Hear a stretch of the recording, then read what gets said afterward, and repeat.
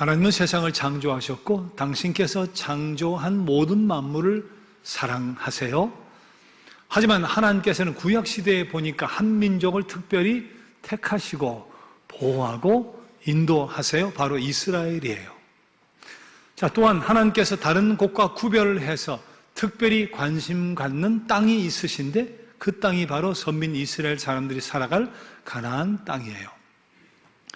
선민 이스라엘 백성들에게 주실 가나안 땅에 대해서 설명하시면서 오늘 신명기 11장 9절을 보니까 이렇게 묘사해요. 그 땅은 젖과 꿀이 흐르는 땅이라. 진짜 그랬을까요? 그 땅이 젖과 꿀이 흐르는 땅 맞을까요? 일부분 그런 때가 있었겠죠. 그런 지역이. 여러분, 하지만 사막이에요. 황량한 사막이에요. 물 없는 사막이에요. 절대로 그럴 수 없어요. 자, 그럼에도 불구하고 들어가서 거할 가나안 땅은 젖과 꿀이 흐르는 땅이라고 선포하신 이유가 뭘까? 그 이유는 하나님이 함께 하시는 땅이기 때문에 그런 거예요.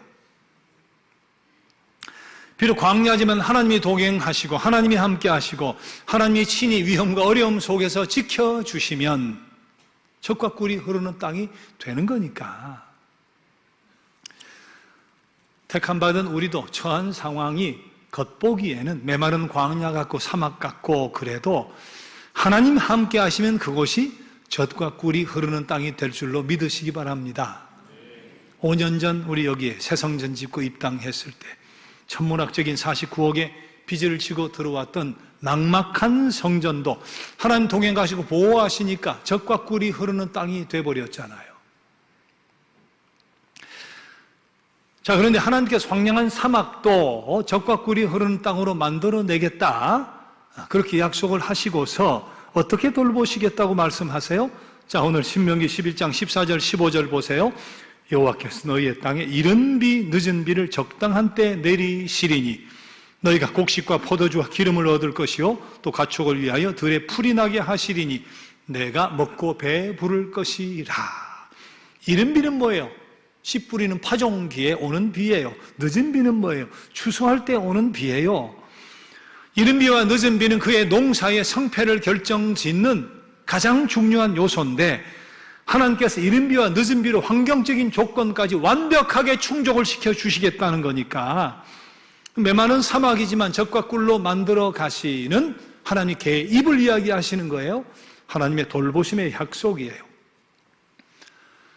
자, 그런데 여기서 우리가 분명히 알아야 될 한 가지 사실이 있는데 그것이 뭐냐 하면 가나안 땅은 하나님의 도움과 징벌이 함께 임할 수 있는 곳이었다. 가나안 땅이 하나님의 도움과 징벌이 동시에 임할 수 있는 곳이었다. 이른 비와 늦은 비로 젖과 꿀이 흐르는 땅이 되겠다고 약속을 해주셨지만 그러나 그 은혜는 이스라엘이 하나님의 뜻에 순복하고 하나님의 뜻에 따를 때의 이야기고 만약 과거처럼 우상과 음란과 불의와 부정을 따르면 그 결과가 어떻게 된다는 거예요? 신명기 11장 오늘 본문 16절 17절 너희는 스스로 삼가라 두렵건대 마음에 미혹하여 돌이켜 다른 신들을 섬기며 그것에게 절함으로 여호와께서 너희에게 진노하사 하늘을 닫아 비를 내리지 아니하여 땅이 소산을 내지 않게 하심으로 너희가 여호와께서 주신 아름다운 땅에 속히 멸망할까 하노라. 하나님께서 함께 하시면 황무지도 메마른 사막도 젖과 꿀이 흐르는 땅으로 되어지는데 반면에 하나님께서 함께 하시지 않고 돌보시지 않으면 젖과 꿀이 흐르는 땅도 한순간에 황무지와 저주의 땅이 될 수 있다고 하는 선언인 거예요. 인간이 참 간사한 것이 호의가 계속되고 계속되면 어느 순간 내가 한 줄 착각하는 거예요. 애굽 땅에서 10가지 재앙, 홍해바다가 갈라지고 만남의 추락이 떨어지고 반석에서 물이 솟고 요단강이 갈라지고 여리고성이 무너지고 가나안 땅이 정복당하고 말이죠. 하나님의 호의가 계속되니까 어느 순간 호의를 호의로 여기지 않아요. 은혜를 은혜로 여기지 않아요. 그리고서 내가 잘나서 자신이 자격이 있어서 자신이 노력해서 되어진 줄 착각하는 거예요. 그러다가 괜스레 으스대고 난척합니다. 은혜를 은혜로 알지 못하고 그것을 잊어버리는 그 순간 교만이 머리를 쳐들기 시작하는 거예요. 그래서 바라보던 하나님에게서 시선을 돌려서 헛된 것을 바라보기 시작하는데, 그래서 교만이 패망의 선봉이라고 이야기하시는 거죠. 교만이 적이에요. 교만이 죄예요. 자, 또 하나, 호의가 계속되고 계속되다 보면 어느 순간 그것이 자기 권리인 줄 아는 수가 있어요. 특권인 줄 아는 수가 있어요. 어느 순간 호의가 지속되지 않으면, 계속되지 않으면 상실감, 박탈감 속에서 실망하다가, 섭섭해하다가, 급기야는 배신감도 느끼다가, 그런 관계도 소원해지는 적반하장이죠. 완전히 적반하장이에요. 그렇게 인간이 간사해요. 근데 이 간사함이 하나님과의 관계 속에서 그렇게 돼버리면 그 결과는 명확하죠. 황무지를 적과 꿀이 흐르는 땅으로 만들어주신 하나님께서 그 은혜와 보호의 손길을 거두신다는 거예요. 그럼 어떻게 돼요? 하나님이 함께하지 않으면 적과 꿀이 흐르는 땅이 그 즉시 황무지가 되어버리는 거니까. 자, 그렇다면 하나님의 도움과 징벌이 함께 임할 수 있는 그 땅, 가나안 땅에서 지속적으로 계속해서 하나님의 도우심과 다스리심을 받을 수 있는 방법이 뭘까? 지속적으로 황무지가 적과 꿀이 흐르는 땅으로 지속되게 만들 수 있는 방법이 뭘까? 원리는 간단해요. 단순 명료합니다. 명쾌합니다. 그 원리가 뭐예요? 감사예요. 그 원리가 감사인 거예요. 뭐니 해도 은혜에 대한 감사해요. 더 구체적으로 우리가 잊어버려서는 안 될 감사가 뭔가? 교만도 아니고 내가 했다고도 아니고 또 내 권리로 여기는 것도 아니고 정말 은혜에 대한 감사, 잊어버리지 말아야 될 감사. 제일 먼저는 택해 주신 은혜에 대한 감사예요. 난 죽을 수밖에 없는 죄인이었다는 사실을 기억하면 돼요. 우리가 불쏘시개, 화목, 땔감 같은 마른 장작 같은 인생인데 왜 나를 택하셨는지 그 이유를 알 수가 없어요. 우리가 천국 가면 제일 먼저 물어봐야 될 질문이 이거예요. 하나님, 왜 저를 택하셨나요? 왜 저를 택하셨나요? 알 수가 없어요. 영문을 알 수가 없는 거예요. 그런데 하나님은 이미 다 알고 계시면서도 택하셨다는 게 놀라운 거예요. 우리가 외모를 보고 겉을 보고 믿었다가 판단이 잘못되어지는 수가 있는데 하나님 다 아시면서 우리의 단점도 아시고 약점도 아시고 허물도 아시고 부족함도 게으름도 탐욕도 교만도 이기심도 다 아시고서 나를 택했다는 거니까 이게 이해가 안 되는 거죠. 이유를 알 수 없는. 그래서 우리는 하필이면 왜 날까 물으면서 내가 나 된 것은 하나님의 은혜다. 이 감사를 잊으면 안 된다. 자, 두 번째, 우리를 택하셨기에 영원한 삶이 주어지는 은혜에 대한 감사예요. 때가 되면 죽습니다. 그러나 죽어도 하나님 나라에서 영원히 살게 되는 삶이 있죠. 불쏘시개로나 밖에 쓰여질 수밖에 없었던 우리를 택하시고 부르셔서 당신의 자녀로 삼으시고 높이셔서 어디까지? 하나님의 나라에까지, 영원한 하나님의 나라에까지 우리를 높여주신다. 도대체 우리가 그렇게 대우받고 높임받을 자격이 있나? 영문을 알 수가 없죠. 은혜요. 그래서 감사해야 되는 거예요. 세 번째는 참아주시는 은혜에 대해서 감사해야 돼요. 바울 사도가 나 된 것은 하나님의 은혜로다 그랬어요. 그게 어떤 뜻일까요? 즉각적으로 징계하지 않고 계속해서 무한히 참아주시는 은혜에 대한 고백 아닐까? 스데반 집사가 돌에 맞아 죽을 때 바울은 그때 이름이 사울이었는데 뭐하고 있었어요? 돌 던지는 사람의 겉옷을 모아다가 들고 있었어요. 함께 동참한 거예요. 이후에 직접적으로 교회를 박해하고 그리스도인 믿는 사람들을 잡아 죽이고 가두기 위해서 온 혈안이잖아요. 다메섹 도상에서 부활하신 주님을 만나는데 그것도 왜? 그런 연유에서 그리스도인들 잡아오려고 가다가 부활하신 그리스도를 만난 거잖아요. 그런데도 하나님은 오래 참아주셨습니다. 오래 참아주셨어요. 우리도 마찬가지잖아요. 하나님께서 우리를 죄의 현장에서 그 즉각적으로 처분하신다고 하면 오늘 우리 중에 몇 사람이 이 자리에 앉아 있을 수 있을까요? 오래 참아주시니까. 오늘 내가 있는 거예요. 당자도 돌아올 수 있는 거예요. 오래 참아주시는 은혜를 생각하며 고백하며 감사해야 돼요. 또 때로는 가시를 주셔서 우리를 겸손케 해주시는 은혜 감사할 수 있어야 합니다. 바울 사도가 바울된 여러 가지 이유 중에 큰 이유 중에 하나가 찌르는 가시였어요. 몸에 찌르는 가시, 선교와 전도를 하는데 결정적으로 방해가 되는 몸에 찌르는 육체적인 큰 질병의 고통, 3번이나 이 찌르는 가시가 사라지게 해달라고 기도했는데 그 능력의 역사를 펼치던 바울 사도에게 그 응답이 안 오는 거예요. 가시가 그냥 박혀 있는 거예요. 어느 순간 깨닫고 고백하죠.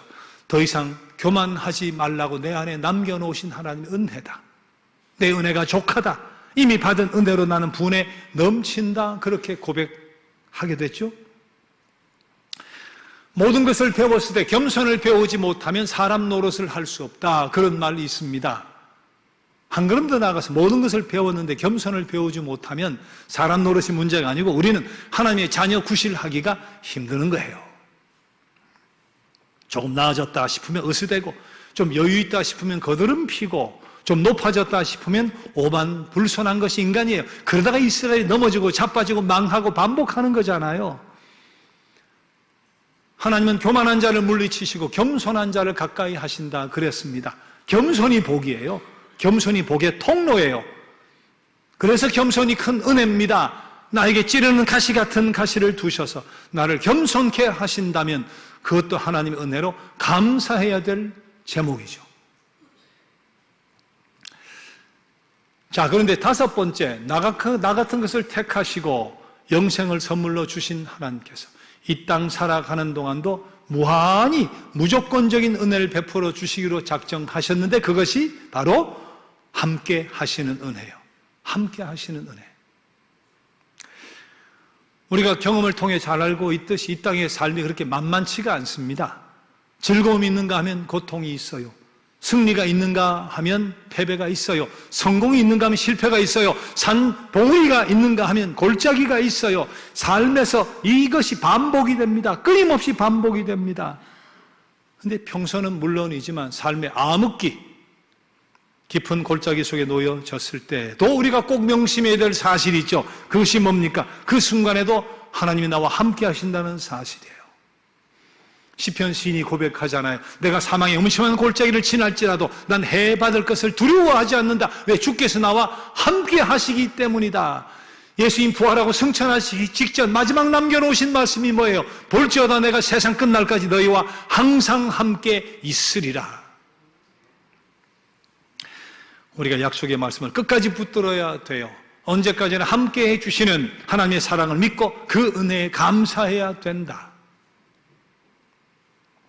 한 가지 더, 6번째, 끊임없이 귀가 따갑게 들어오신 말씀, 합력하여 결국은 선되게 해주신 하나님의 은혜를 믿고 감사해야 돼요. 작년 5월 몽골 수도 울란바타르에 마스라는 신학교를 세웠습니다. 마스라는 명칭 자체는 아시아 문화교류센터인데 몽골 정부로부터 신학을 가르쳐도 좋다는 허가를 받은 몽골 최초의 신학교예요. 선교사들이 운영하는 신학교가 아니고 몽골 목회자들이 본인들의 손으로 운영하는 몽골 최초 몽골인 신학교예요. 그걸 우리가 지원을 해주고 있죠. 월세도 내드리고 직원 월급도 내드리고 강사 체류 경비도 내드리고 전적으로 지원함으로 지금 설립되었고 운영해 가는데, 올 4월 몽골 신학교 강의를 하러 갔다가 건물주가 바뀌는 과정 속에서 계약도 상관이 없어요. 보니까 거리로 나앉게 생겼어요. 그 한겨울에 말이지. 불도 안 들어오게 잠가버리고 가스도 잠가버리고 주인이 말이에요. 그래서 이번에 가서 강의하고 강의한 마지막 날 짐을 뺐어요.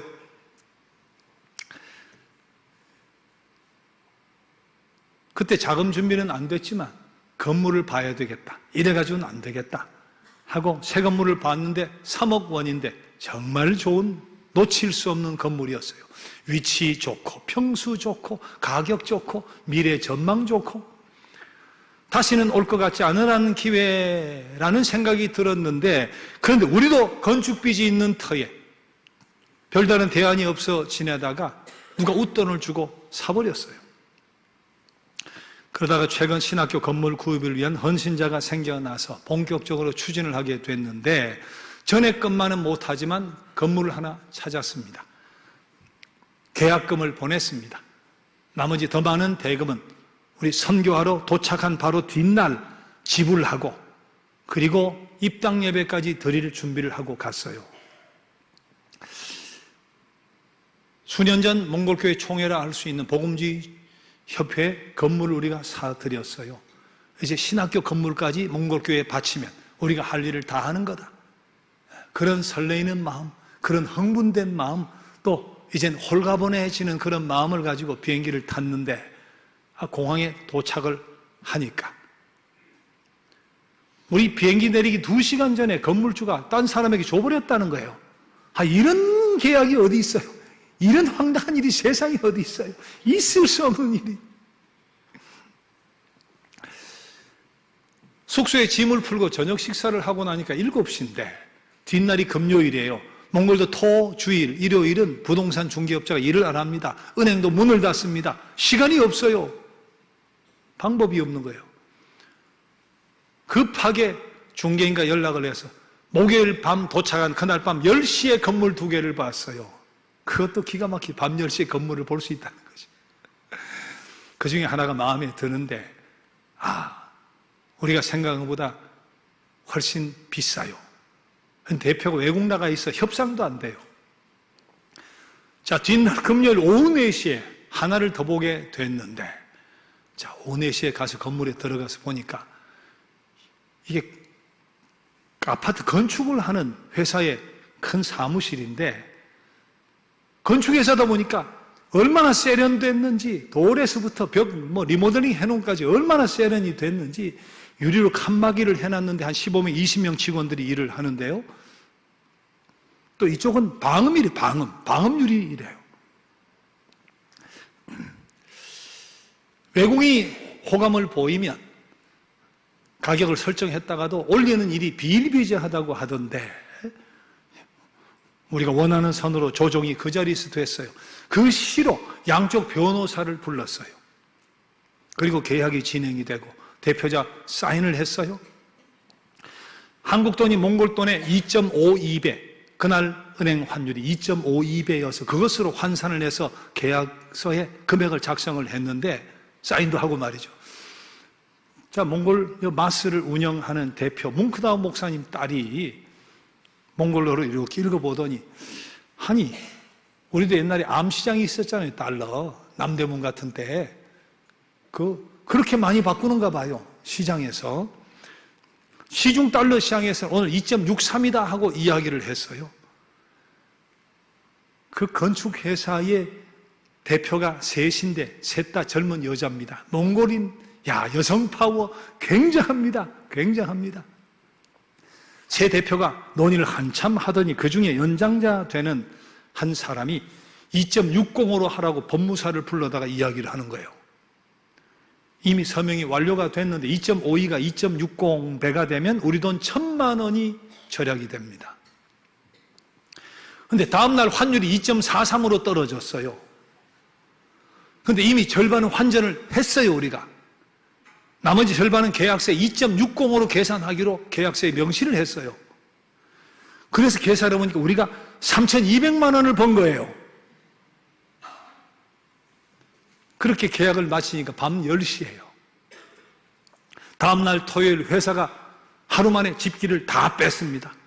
주일날 아침 9시 예정한 시간에 테이프 커팅을 하고 개관 예배를 드렸어요. 그리고 몽골교회 신학교 건물을 바친 거죠. 돌아오는 날 5일 전 지난 화요일 명의 이전이 완전히 되어가지고 최종 등기 서류를 받았어요. 이게 가능한 일인가? 상식적으로 가능한 일인가? 지난 몇 달간 찾은 건물이 2-3개인데 하루 만에 계약하고 매입하고 이사하고 말이에요. 그 뒷날 개관 예배를 드리고 그 뒷날은 등기 서류를 받고 말이지. 기적입니다.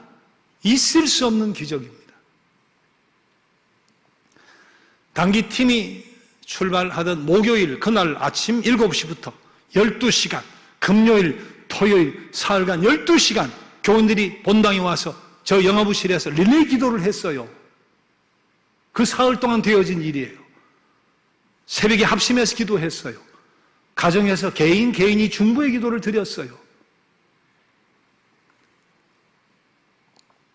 이것을 우리가 뭐라고 이야기하는가? 합력하여 선되게 해주시는 은혜라고 이야기하는 거예요.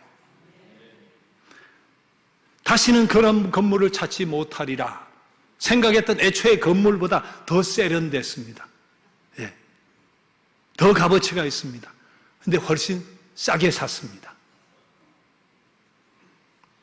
성사가 약속한 합력해서 선되게 해주시는 은혜예요.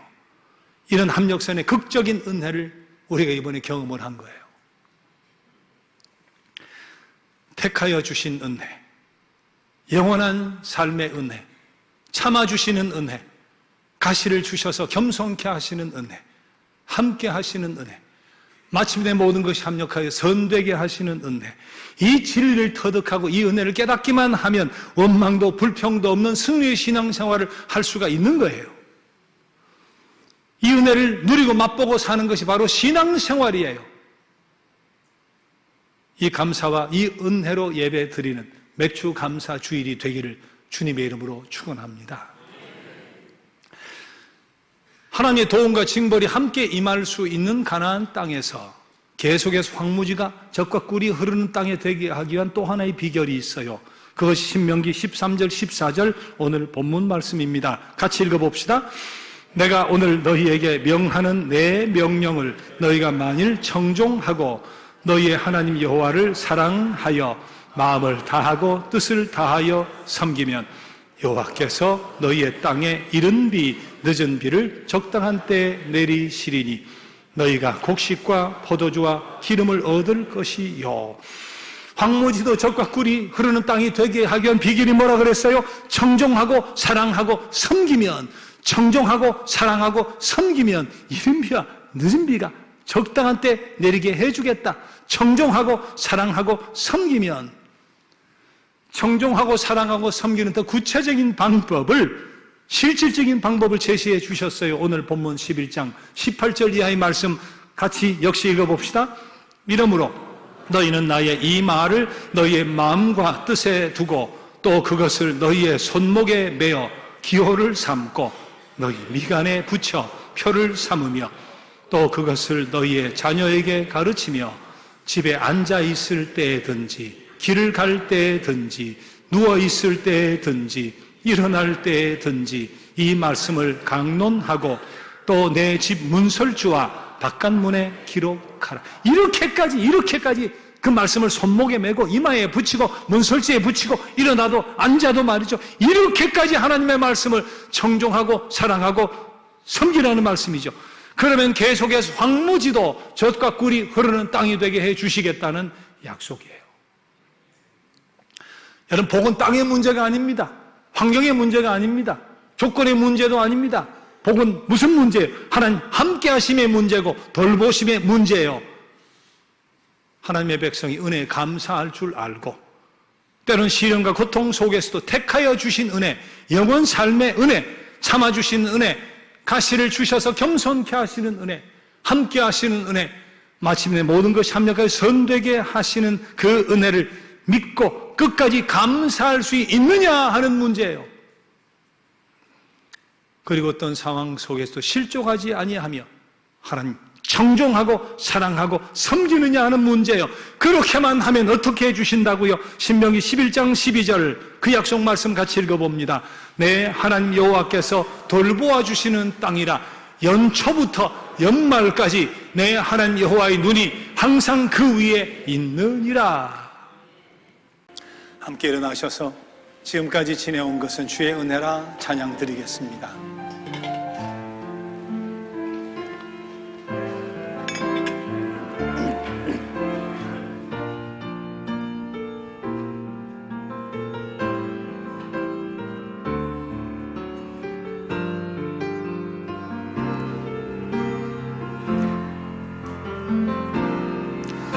내가 지금까지 지내온 것은 주의 은혜라.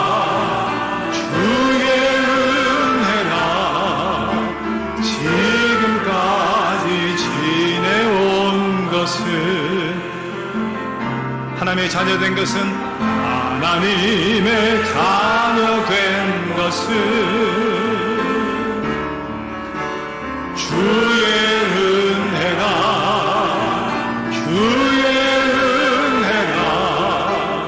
하나님의 자녀 된 것은 내가 이 자리에 서 있는 것은 내가 이 자리에 서 있는 것은 주의 은혜가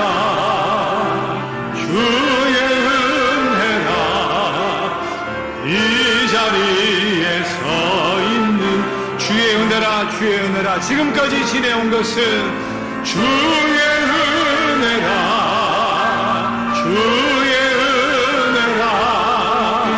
지금까지 지내온 것은 주의 은혜가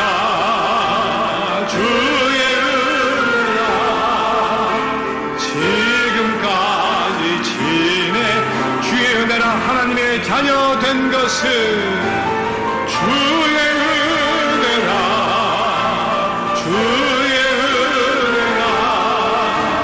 하나님의 자녀 된 것은 주의 은혜가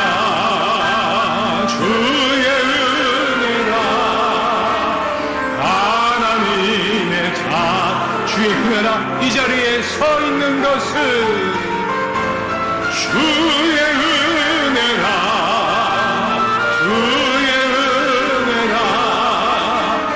이 자리에 서 있는 것은 주의 은혜가 이 자리에 서 있는 것은